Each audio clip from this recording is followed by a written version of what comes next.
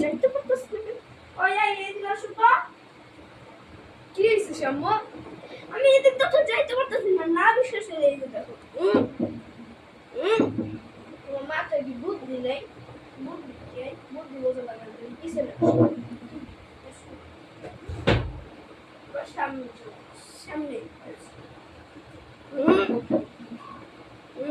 ভাই যা করো তো যাইতে পারি না। আচ্ছা এদিকে ঘুরো, এবার সামনে আই ব্যথা ভাই। আচ্ছা আবার পিছিয়ে যাও, আবার পিছিয়ে মা গো, আই কাটে উঠে গেছি। আরে বোকা তুমি এরকম করে বাম পাশে যাও। আই তারপর যাইতে পারি না। ওই